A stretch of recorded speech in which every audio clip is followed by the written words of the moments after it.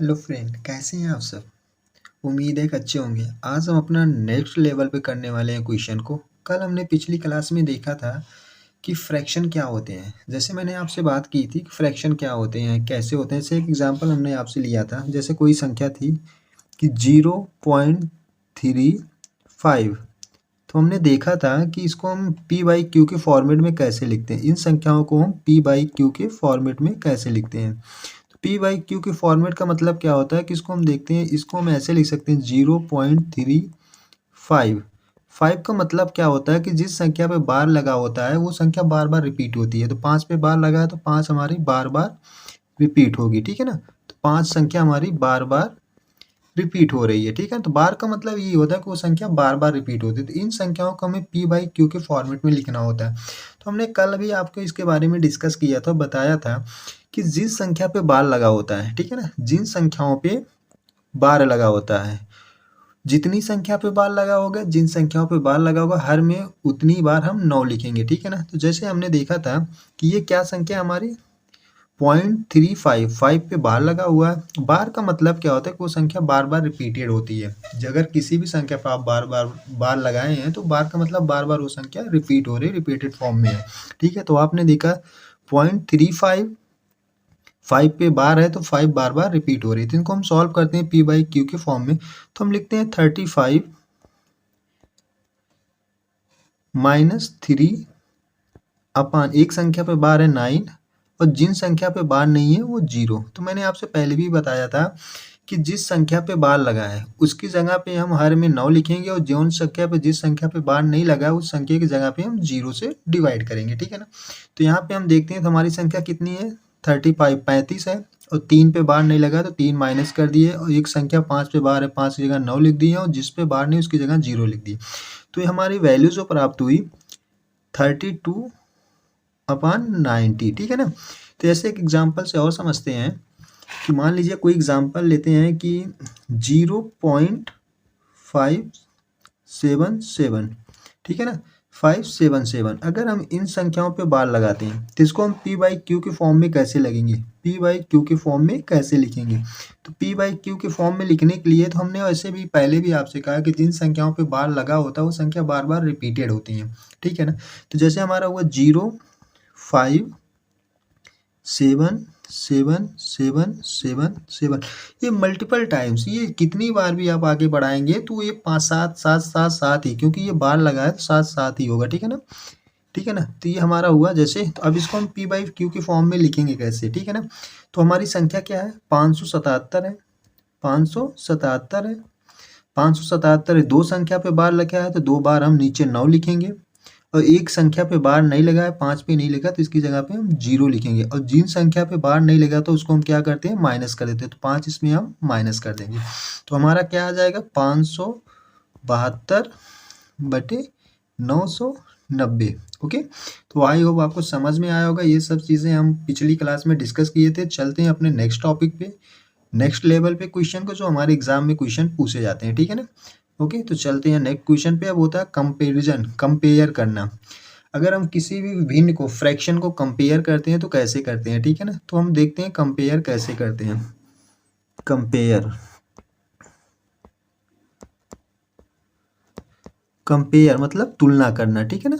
इसका क्या मतलब होता है, तुलना करना, करना, ठीक है। मान लीजिए कोई संख्या है, ठीक है ना, ए बी के फॉर्म में है। मान लो ए बटे बी है और पी बटे क्यू है। अगर इनको हमें कंपेयर करना है तो कंपेयर हम कैसे करेंगे, ठीक है ना। अगर हमें ए बटे बी को और पी बटे क्यू को कंपेयर करना है कि कौन सी संख्या बड़ी है, ये हमारा फर्स्ट टाइप होता है, ठीक है ना, पहला टाइप है। तो हम कंपेयर करने के लिए एक सीधा सा फंडा होता है कि हम क्या करते हैं, क्रॉस मल्टीप्लाई करते हैं।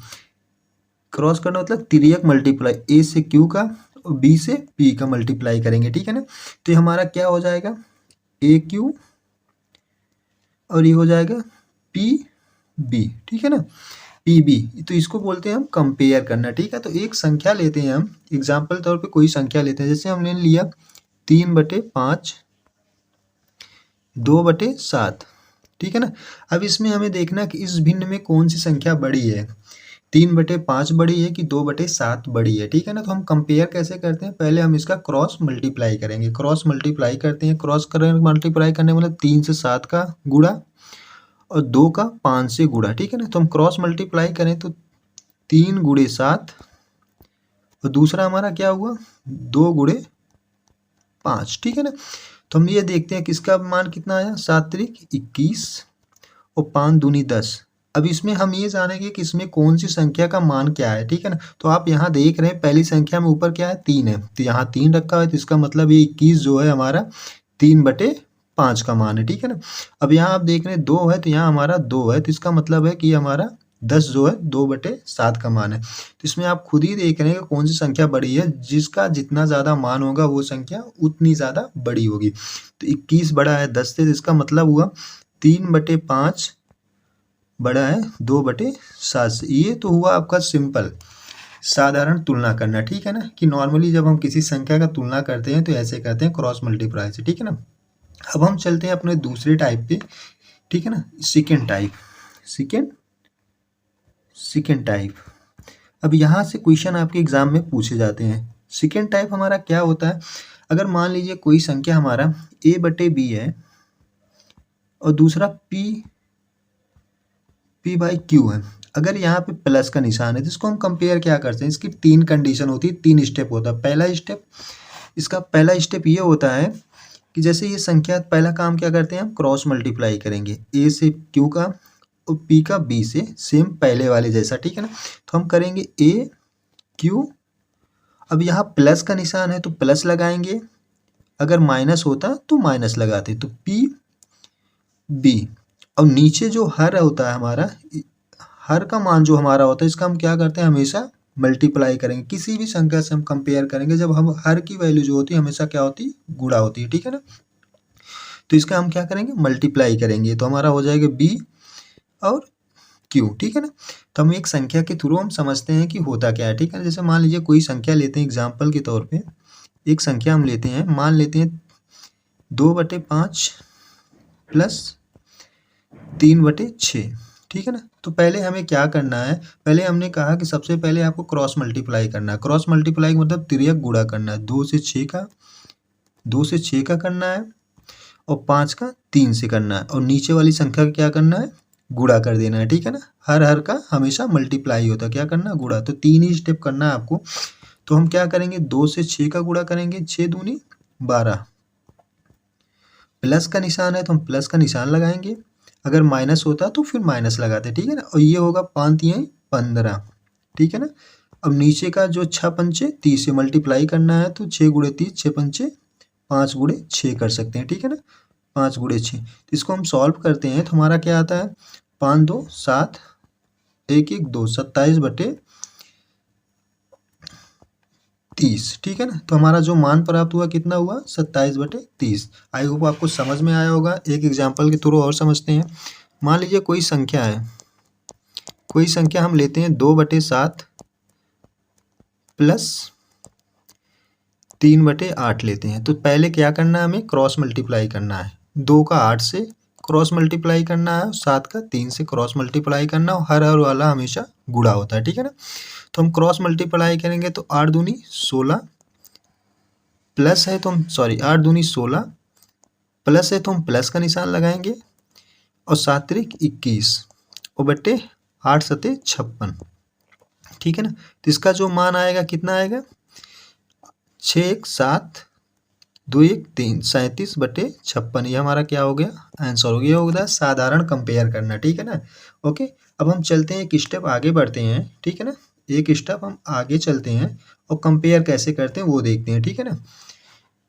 नेक्स्ट चलते हैं कंपेयरिंग, ठीक है ना। कंपेयर कैसे करते हैं, कंपेयरिंग।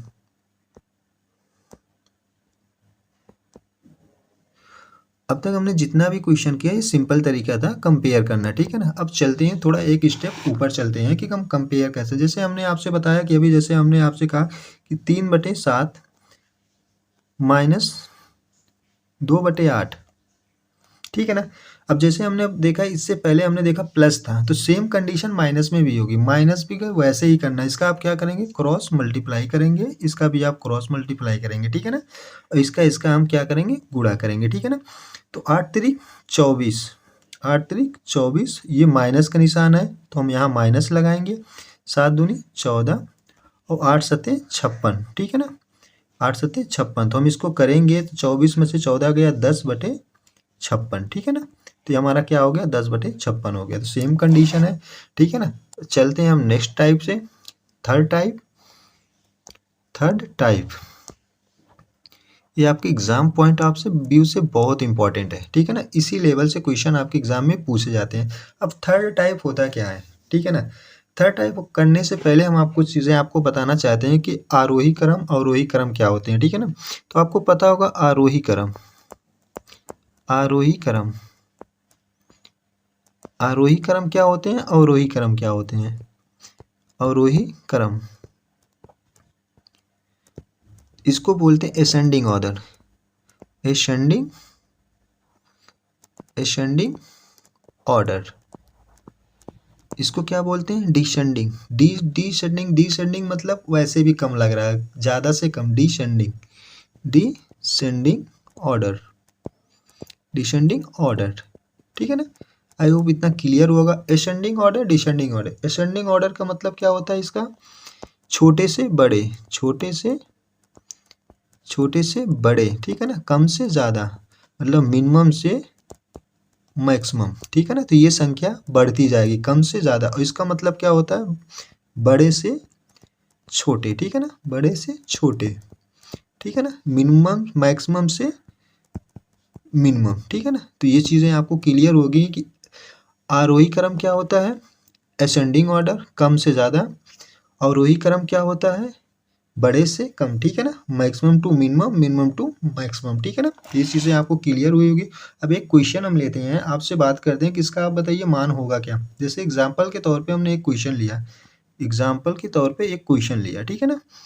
मान लीजिए पहली चीज़ तो फ्रैक्शन में आपके 3 तरह से क्वेश्चन बनते हैं जो आपके एग्जाम में पूछे जाते हैं, ठीक है ना। अगर हम किसी भी संख्या को कंपेयर करते हैं, P/Q फॉर्म में कोई संख्या है, अगर हम कंपेयर करते हैं, मान लीजिए एग्जाम्पल के तौर पे 2/7,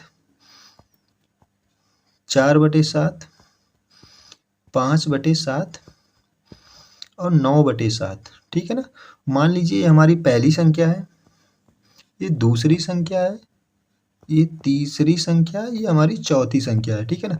अगर हमें जानना हो कि इसमें कौन सी भिन्न बड़ी है, कौन सी भिन्न सबसे बड़ी है, तो हम कैसे पता लगाएंगे, कैसे तुलना करेंगे, ठीक है ना। तो तुलना करने के लिए जैसे ये संख्या आप इसमें देख रहे हैं, एक चीज़ कॉमन है। कॉमन का मतलब क्या है कि हर हमारा कांस्टेंट है, क्या है, हर हमारा कांस्टेंट है, कांस्टेंट है, ठीक है ना। हर हमारा क्या है, कांस्टेंट है, ठीक है ना, निर्धारित है। तो जब हमारा हर कांस्टेंट है तो सबसे बड़ी चीज़ है, हमारा मान किस पे डिपेंड करेगा, अंश पे डिपेंड करता है, अंश पर निर्भर करता है, अंश पर निर्भर करता है कि कौन सी संख्या बड़ी होगी, कौन सी संख्या छोटी होगी, ठीक है ना। जब हमारा हर समान होगा, हर हमारा कांस्टेंट होगा, हर समान होगा, तो हमारा मान किस पे डिपेंड करेगा, अंश की संख्या पे, ठीक है ना। तो इसमें कहने का मतलब ये होता है तात्पर्य कि अगर जब हमारा हर समान है, जैसे देखिए आप हर में हमेशा सारी संख्याएं 7 है, ठीक है ना, तो वो संख्या हमारी वो भिन्न सबसे बड़ी होगी जिसका अंश सबसे बड़ा होगा, ठीक है ना। जब हमारा हर समान होगा, कांस्टेंट होगा, तो वो भिन्न सबसे बड़ी होगी जिसका अंश सबसे बड़ा होगा। तो हम देखते हैं सबसे बड़ा अंश किसका है, 9 का है। तो 9 हमारी कौन सी है, चौथी संख्या है, ठीक है ना। तो हमारी चौथी संख्या सबसे बड़ी हुई, यहाँ पे देखते हैं चौथी हुई। फिर उसके बाद 9 के बाद कौन सा हुआ, 5 हुआ। 5 हमारी कौन सी संख्या, तीसरी संख्या। तो तीसरी उससे बड़ी जो हुई, तीसरी उससे छोटी। उसके बाद क्या है, 4 है, 4 हमारी दूसरी संख्या है, तो ये भी उससे छोटी हुई। फिर लास्ट में हमारा क्या है, 2 है, ये पहली है, तो ये हुई। तो ये आपकी एक सीरीज बन गई कि सबसे बड़ी संख्या कौन सी है, 9/7, उससे छोटी 5/7, उससे छोटी 4/7, उससे छोटी 2/7। आई होप आपको समझ में आया होगा कि क्या होता है। तो पहली चीज़ आपको ये ध्यान रखने की ज़रूरत है कि आरोही क्रम होते क्या हैं। अगर आपको ये नहीं पता कि आरोही क्रम होते क्या हैं, तो आप किसी भी संख्या को कंपेयर नहीं कर पाएंगे, ठीक है ना।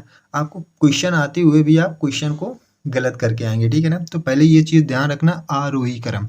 आरोही क्रम का मतलब क्या होता है, छोटे से बड़े होता है, ठीक है ना। और अवरोही क्रम का मतलब क्या होता है, बड़े से छोटे होता है, ठीक है ना। एक क्वेश्चन लेके एक एग्जाम्पल के थ्रू हम और समझते हैं, एग्जाम्पल के थ्रू हम समझते हैं। जैसे मान लीजिए एक एग्जाम्पल और लेते हैं, कोई सी संख्या लेते हैं, मान लीजिए 3/9, 7/9, 11/9, सॉरी 11 नहीं ले सकते क्योंकि हर से बड़ा अंश नहीं कर सकते, 5/9 और 2/9। अगर इसको आपको कंपेयर करना है, किस में करना है, आरोही क्रम में लिखना है। किस में लिखना है, आरोही क्रम, आरोही क्रम, ठीक है ना, आरोही क्रम में, ठीक है ना। आरोही क्रम मतलब असेंडिंग, असेंडिंग ऑर्डर, ठीक है ना। असेंडिंग ऑर्डर में अगर आपको लिखना है तो आप क्या करेंगे, आरोही क्रम का मतलब क्या होता है, छोटे से बड़े, छोटे से बड़े, ठीक है ना। तो पहले ये जानने के लिए हमें ये ज़रूरी है कि संख्या कौन सी छोटी है, कौन सी संख्या बड़ी है। तो करना क्या है, आप इसमें देख रहे हैं आपका क्या है, हर क्या है, कांस्टेंट है, हर कांस्टेंट है, क्या है, कांस्टेंट, मतलब हर आपका फिक्स है, ठीक है ना, हर आपका कांस्टेंट है, हर आपका एक समान है। तो देखिए हर आपका जब एक समान होगा तो आपको करना क्या होता है, मैंने आपसे पहले भी कहा कि जब आपका हर समान है तो आपकी भिन्न वही बड़ी होगी जिसका सबसे बड़ा अंश होगा। तो इसमें आप देखिए सबसे बड़ा अंश किसका है, 7 का है, तो सबसे बड़ी भिन्न क्या होगी, 7/9। अब उसके बाद उससे छोटा 5 है, तो आपका क्या होगा, 5/9।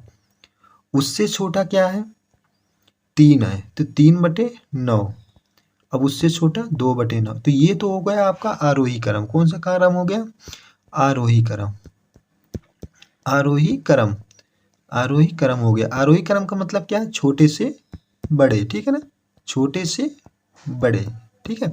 अगर इसे आपको अवरोही क्रम में लिखना हो तो आप कैसे लिखेंगे, अवरोही क्रम में अगर मान लो इसको लिखना है अवरोही क्रम, तो अवरोही क्रम होते क्या है, अवरोही क्रम क्या होते हैं, हमने आपसे पहले भी कहा अवरोही क्रम का मतलब क्या होता है, बड़े से छोटे, बड़े से छोटे। तो आपने ये देखा ये आरोही क्रम है, हमने इस संख्या को किस में लिखा, आरोही क्रम में लिखा, मतलब बड़े से छोटे में, ठीक है ना, बड़े से छोटे में लिखा, ठीक है ना। तो इसमें किस में लिखा, आपको इसमें लिखा, ठीक है ना।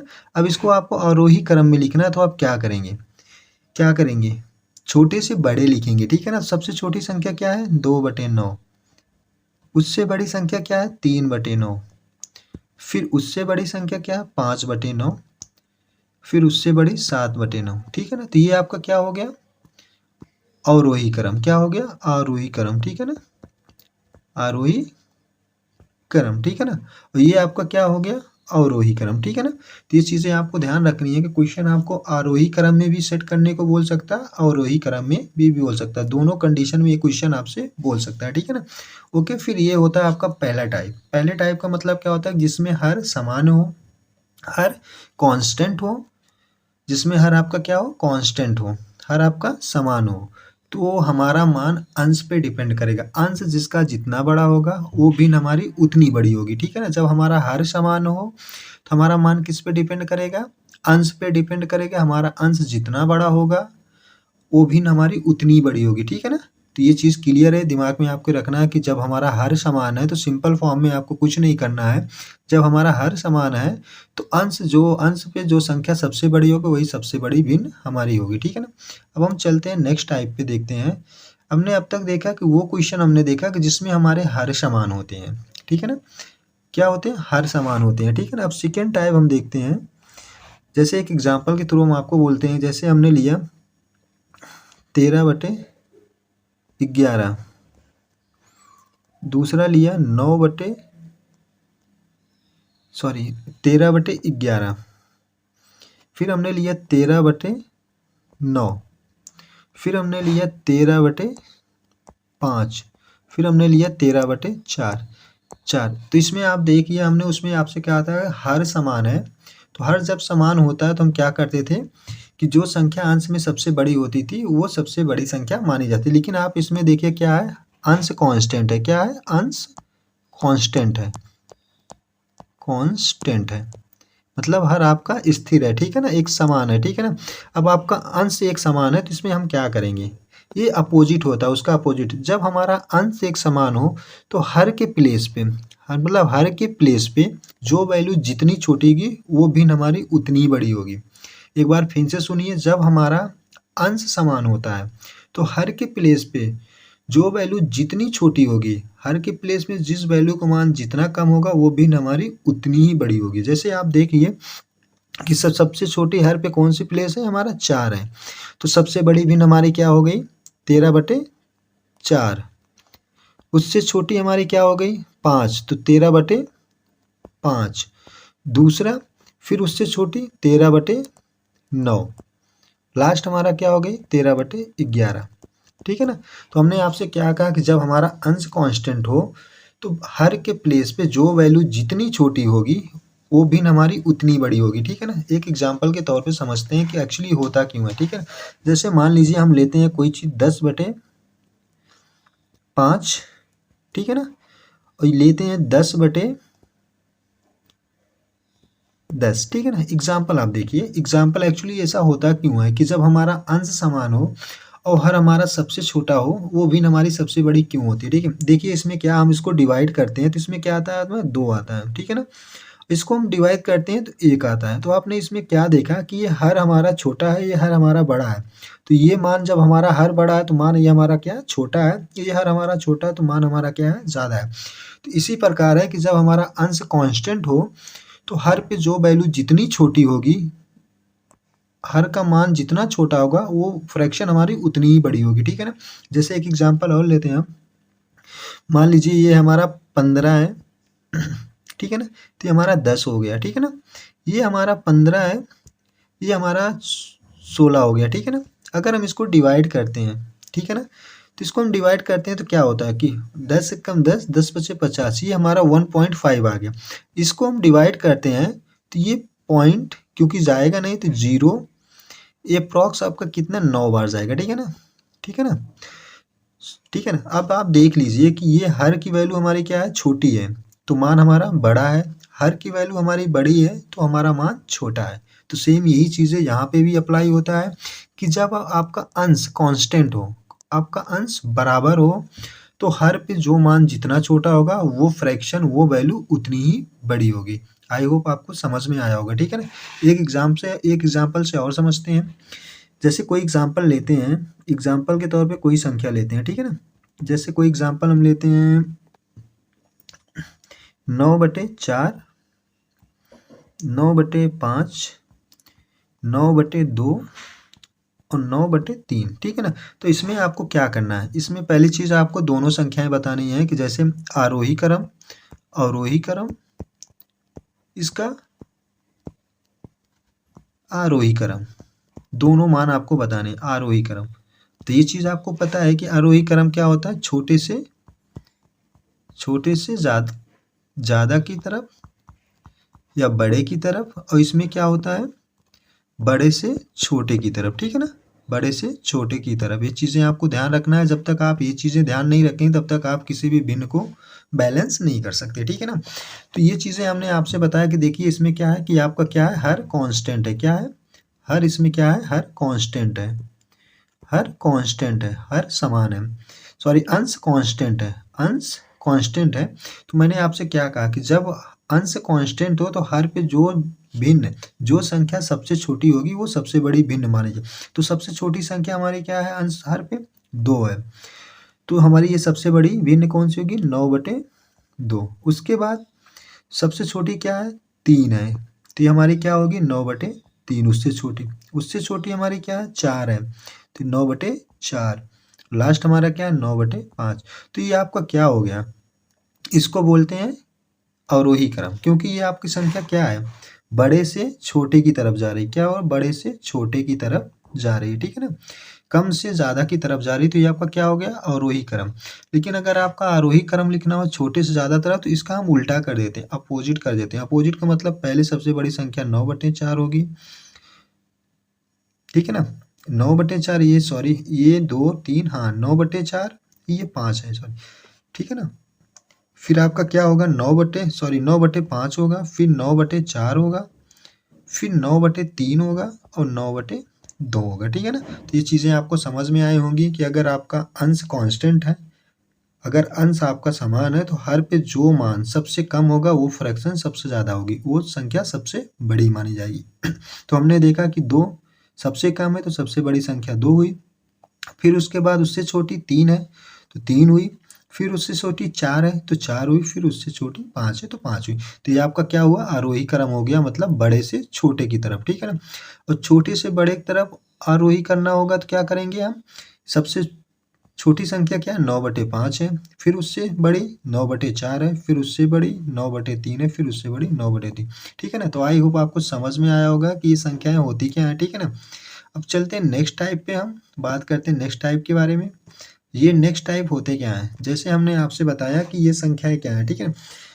अब हम देखते हैं, आपको पहले मैंने बताया कि हर अगर कांस्टेंट हो तो अंश पे जो वैल्यू बड़ी हो, जैसे एक एग्जांपल लेते हैं, कंपेयर करते हैं, ठीक है ना, तीनों टाइप से यहीं पे करते हैं।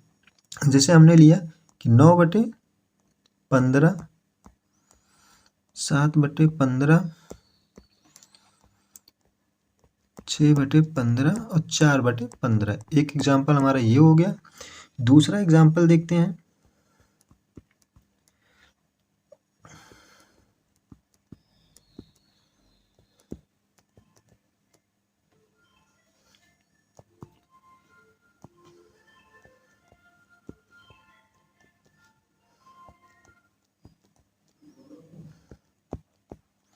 ये हमारा दूसरा टाइप हो गया, ठीक है ना। और लास्ट टाइप हम देखते हैं, तीनों क्वेश्चन अगर एक फॉर्मेट में अगर हम यहाँ पे एक्सप्लेन करेंगे तो आपको ज़्यादा बेहतर समझ में आएगा, ठीक है ना। ओके, एक एग्जांपल और लेते हैं, थर्ड एग्जांपल हम लेते हैं।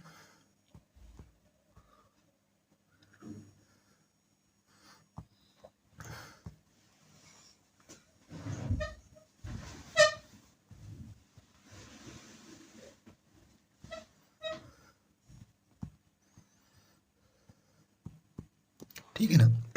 ये हमारे 3 एग्जांपल है।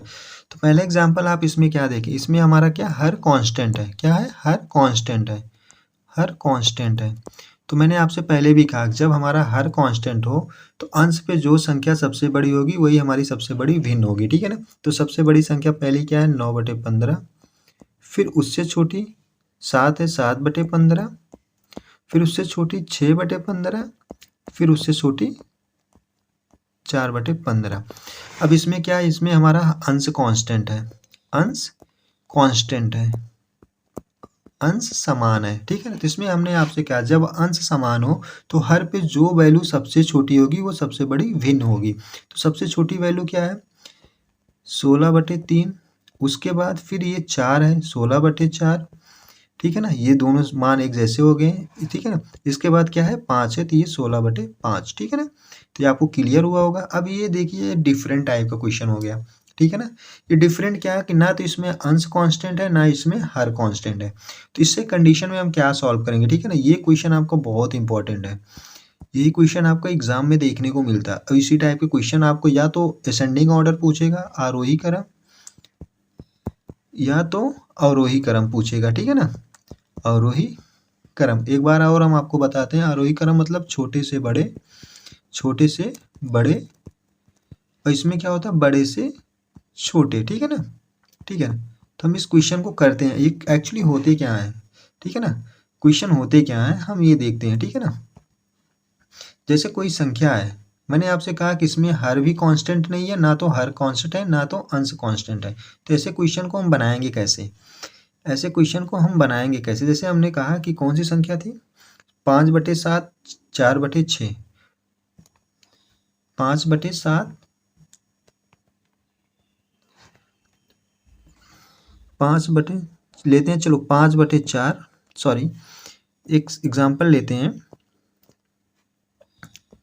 4/6, 2/3,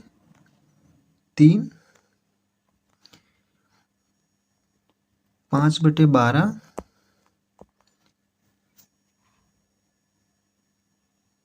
और 4/4, 6, ठीक है ना।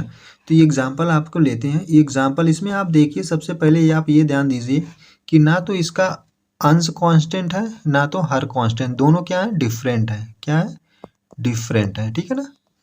जब ऐसी कंडीशन में जब अंश और हर दोनों डिफरेंट हो तो हमें क्या करना चाहिए, पहली चीज तो हमें सबसे पहली चीज क्या करना चाहिए, अंश और हर का अंतर लेंगे, ठीक है ना। जब दोनों चीज डिफरेंट है, अंश भी डिफरेंट है, हर भी डिफरेंट है, अंश भी डिफरेंट है, हर भी डिफरेंट है, तो इसका डिफरेंट का मतलब क्या होता है, अंतर, ठीक है ना। तो अंश और हर का अंतर लेंगे, ठीक है ना। तो ये डिफरेंट है तो इसका हम दोनों का पहले क्या करेंगे, अंतर लेंगे। तो जैसे 4 ये हमारा अंश हुआ, इतना तो आपको पता है, ये हमारा हर हुआ, ठीक है ना। जब हर और अंश दोनों डिफरेंस है, मतलब दोनों अलग अलग है, भिन्न भिन्न है, तो हम क्या करेंगे इनको सॉल्व करने के लिए, कौन सी संख्या बड़ी है कौन सी संख्या छोटी है, ठीक है। पहले हम अंश और हर का अंतर लेंगे। इसका इसका अंतर कितना हुआ, 2 हुआ। इसका इसका अंतर कितना हुआ, 1 हुआ। इसका इसका अंतर कितना हुआ, 7 5 12 7 हुआ। और इसका इसका अंतर कितना हुआ, 2 हुआ, ठीक है ना। अब अंश अंतर लेने के बाद जो संख्या आई है उसका हम क्या करेंगे, एलसीएम लेंगे। क्या लेंगे, एलसीएम लेंगे। इनका हम एलसीएम लेंगे। एलसीएम किसका किसका लेंगे हम, इसका अंतर कितना आया, 2 आया है। फिर 2 और 3 का अंतर कितना आया, 1 आया है। 7 और 5 का अंतर कितना आया, 5 और 12 का 7 आया है। और इसके बाद 4 और 2 का अंतर इतना है। तो इसका एलसीएम लेंगे। तो एलसीएम लेने का आपको पता है, तो एलसीएम कितना हो जाएगा, एलसीएम लेके आपको दिखा देते हैं, 2 1 7 2। एलसीएम लेंगे। पहले एलसीएम का मतलब पहले हम लोअर्स कम से कम संख्याओं से हम डिवाइड करते हैं। जैसे हमने इसको 2 से डिवाइड किया, 1 आया, फिर 1 आया, फिर 7 आया, फिर 1 आया, तो 7 लिया, ठीक है ना। तो हमारा कहने का मतलब 7 दूनी 14, तो इसका हमारा एलसीएम कितना हो गया, 14 हो गया, ठीक है ना। क्या हो गया, 14 हो गया, ठीक है ना। तो सबसे पहले हमने क्या किया कि हर और अंश दोनों डिफरेंट है, मतलब अंश अलग है हर अलग है, दोनों डिफरेंट है। तो सबसे पहले हम क्या करेंगे, डिफरेंट का मतलब अंतर ही होता है। अंश और हर का अंतर लेंगे। 4 और 6 का अंतर 2 लिखा, 2 और 3 का अंतर 1 लिखा, फिर 5 और 12 का अंतर 7 लिखा, फिर 4 और 6 का अंतर 2 लिखा, ठीक है ना। तो अंतर लेने के बाद जो प्राप्त मान है उसका हम क्या करेंगे, एलसीएम लेंगे। क्या लेंगे, एलसीएम लिया, कितना है, 14। अब अंतर क्या है इसका, अंतर से इसको हम डिवाइड करेंगे। जैसे 2 से 7 में 7 बार गया, 14 2 7 14, तो 7 से यहाँ मल्टीप्लाई करेंगे इस पे। इसके बाद इसमें 1 है तो 1 का 14 बार जाएगा, तो 14 से यहाँ मल्टीप्लाई करेंगे। ये 7 दूनी 14 2 बार जाएगा, तो यहाँ 2 से मल्टीप्लाई करेंगे। और 2 7 14 7 बार कर दे तो 7 से मल्टीप्लाई करेंगे, ठीक है ना। तो हमारा ये मान क्या आ गया, 7 चौक 28 आ गया। जैसे 4 गुणे 7 हुआ। दूसरा हमारा क्या है, 2 गुणे 4, 2 गुणे 14 हुआ। तीसरा हमारा क्या है, 5 गुणे 2 हुआ। और चौथा हमारा क्या है, 4 गुणे 7 हुआ, ठीक है ना, 4 गुणे 7 हुआ। तो 7 चौक 28, 7 चौक 28, 14 दूना 28, 5 दूनी 10 और 7 चौक 28, ठीक है ना। तो आपने देखा कि इसमें 3 संख्याएं बराबर हैं, ठीक है, क्योंकि ये भी 4/6 है, ये भी 4/6 है, इसलिए मैंने 2 संख्याएं सेम ली, ठीक है ना। कि अगर आप बाय डिफ़ॉल्ट आप कोई क्वेश्चन करते हैं, 2 संख्याएं समान आ जाती हैं, तो आप कैसे कंपेयर करेंगे, ठीक। तो ये 28 है, तो 28 का मतलब पहले 4/6, ये बराबर है 4/6 के, ठीक है ना। अब 5/2, ये 5 गुणे 10 कहाँ मल्टीप्लाई किए थे, ये वाली संख्या, तो 5/12, तो हमारी कौन सी संख्या हो गई, 5/12, ठीक है ना। अब इसमें देख लें, फिर लास्ट वाला 28 किसका है, 7 चौक 28, ठीक है ना, 7 चौक 28, ठीक है ना। ये भी 28 है, ये भी, तो मतलब कहने का मतलब ये भी 28 है, तो इसका मान हमने ले लिया। अब इसमें हम सेट कैसे करेंगे, कोई भी संख्या को हम मान सेट कैसे करेंगे। जैसे 5 दूनी 10, कहने का मतलब ये है कि जो संख्या जितनी बड़ी आएगी, ठीक है ना, जो संख्या जितनी बड़ी आएगी वो संख्या उतनी ही बड़ी होगी। जैसे ये तो 5/12 हुआ, ठीक है ना। एग्जाम्पल के तौर पे हम समझते हैं, जैसे एक क्वेश्चन हम लेते हैं कि जैसे कोई संख्या हमने लिया, एग्जाम्पल 2/3, 1/3 और 1/4, ये मान लीजिए हमारी संख्या है, ठीक है ना। ये संख्या हमारी डिफरेंट है, तो इसका हम क्या करेंगे, पहले अंतर लेंगे, ठीक है ना। अंतर क्या किए, इसका इसका अंतर क्या हुआ, नेक्स्ट पेज पे हम बताते हैं, आपको कंफर्म करते हैं कि एक्चुअली होता क्या है। मान लीजिए ये संख्या है, कोई एग्जांपल और लेते हैं जिससे आपको क्लियर समझ में आए, ठीक है ना। जैसे एग्जांपल के तौर पे हमने एक संख्या ली, एग्जांपल के तौर पे हमने एक संख्या, कोई सी भी संख्या आप एक लेते हैं, जैसे एक एग्जाम्पल तौर पर हमने एक संख्या ली है, कौन सी संख्या, कोई सी एक संख्या लेते हैं, मान लो 3/5, 3/5 लिया, ठीक है ना, 7/9, उसके बाद 8/11, ठीक है ना। अब इसको आप ध्यान से देखिएगा, यहीं पे आपके सारे कॉन्सेप्ट क्लियर हो जाएंगे। तो सबसे पहले आपको क्या करना है, ये चीज़ आपको देखना है कि इसमें जो अंश और हर है दोनों अलग है, क्या है, ये दोनों डिफरेंट है, क्या है, डिफरेंट है, डिफरेंट है, ठीक है ना, डिफरेंट है, ठीक है ना। तो सबसे पहले आपको क्या करना है कि अंश और हर का अंतर लेना है। तो अंश और हर का अंतर, इसका अंतर कितना हो गया, 2 हो गया, इसका भी अंतर क्या हो गया, 2 हो गया, इसका भी अंतर क्या हो गया, 2 हो गया। तो ऐसी कंडीशन में जब किसी भी संख्या का अंतर 2 हो, ठीक है ना, जब किसी भी संख्या का अंतर 2 हो, तो जो संख्या जैसे है एज इट इज वो संख्या वैसे ही रहेंगी, ठीक है ना, ठीक है ना, ठीक है ना। अगर मान लीजिए, चलिए कन्फ्यूजन, हम यहाँ 11 करते हैं, ठीक है ना, ये 3 हो गया, ठीक है ना, अब ये 3 हो गया, अब ये यहाँ देखिए इसका अंतर क्या आया, 2 आ गया, इसका अंतर क्या आया, 2 आ गया, इसका अंतर क्या आ गया, 3। अब इनका हम क्या लेंगे, एलसीएम लेंगे, जो अंतर आया है अंतर का क्या करेंगे, अंतर का हम एलसीएम लेंगे, अंतर का क्या करेंगे, एलसीएम लेंगे। तो इसका एलसीएम लेंगे तो ये कौन, कितनी संख्या है, 2 आया है, 2, 2 और 3, इनका एलसीएम कितना होगा, 6 होगा, 6 होगा, क्या होगा, एलसीएम। अब दूसरा काम क्या करेंगे, जो अंतर आया अंश और हर का, जैसे 2 आया, 2 से हम 6 में भाग देंगे, कितनी बार जाएगा, 2 ही 3 आई 6, तो 3 से यहाँ मल्टीप्लाई करेंगे। अब यहाँ से 2 से 6 में भाग देंगे, 3 बार जाएगा, तो 3 बार इससे मल्टीप्लाई करेंगे। अब ये 3 से 6 कितनी बार जाएगा, 2 बार जाएगा, तो यहाँ 2 से मल्टीप्लाई करेंगे, ठीक है। जिस संख्या पे जो मान आएगा वही हमारी फ्रैक्शन वैल्यू का मान होगा। जैसे इसका 3 त्रिक 9, दूसरा 7 त्रिक 21, दूसरा 8 त्रिक 16, ठीक है ना। तो ये मान लीजिए हमारी पहली संख्या है, ये हमारी दूसरी संख्या है, ये हमारी तीसरी संख्या है, ठीक है ना। ओके, तो आप देखिए कि सबसे ज़्यादा बड़ा मान किसका है, दूसरी संख्या है, ठीक है ना। तो सबसे बड़ी संख्या कौन सी होगी, 7/9 होगी। तो सबसे बड़ी संख्या क्या होगी, 7/9। फिर उसके बाद मान किसका ज़्यादा है, ये 8/10 का। तो इस पर क्या हो गया, 16 है, क्योंकि पहले 21 है, तो इसकी 21 किसका मान है, इसका मान है 7/9 का। तो सबसे बड़ी संख्या ये हुई। दूसरा क्या है, 8/16 है, इसका मतलब 8/10 का है, तो ये 16 या 8/10 हुआ। और तीसरा हमारा क्या है, 3/5 है, ठीक है ना, ठीक है। तो ये हमारा क्या हो गया, अवरोही क्रम, ठीक है ना, छोटे से बड़े, ठीक है ना, इसको क्या कहते हैं, अवरोही क्रम, ठीक है ना। ये हमारी संख्या क्या हो गई, अवरोही क्रम, ठीक है ना। अब इसको अगर हम आरोही क्रम में लिखना हो तो हम क्या करेंगे, आरोही क्रम, आरोही क्रम में लिखने के लिए क्या करेंगे, सॉरी ये होता है बड़े से छोटे होता है, सॉरी ये होता है हमारा बड़े से छोटे, ठीक है ना। तो ये वैल्यू जो हमारी लिखी गई है बड़े से छोटे की है, ठीक है ना। आरोही क्रम मतलब छोटे से बड़े। तो इसका हम क्या करेंगे, इस मान को उल्टा कर देंगे। तो उल्टा करने का मतलब ये पहले जो सबसे छोटी है उसको सबसे पहले लिखेंगे, फिर उसके बाद वाली संख्या को लिखेंगे, फिर उसके बाद वाली संख्या को लिखेंगे, ठीक है ना। तो आई होप आपको ये क्लियर हुआ होगा, ठीक है ना। नेक्स्ट वीडियो में इसके बारे में हम डिटेल में और बात करेंगे। अगर जो डाउट रहेगा उसमें हम डिस्कस करेंगे, ठीक है। अगर आपको वीडियो पसंद है तो वीडियो को लाइक करें, चैनल को सब्सक्राइब करें। मिलते हैं नेक्स्ट वीडियो में नए टॉपिक के साथ, तब तक के लिए टेक केयर, बाय।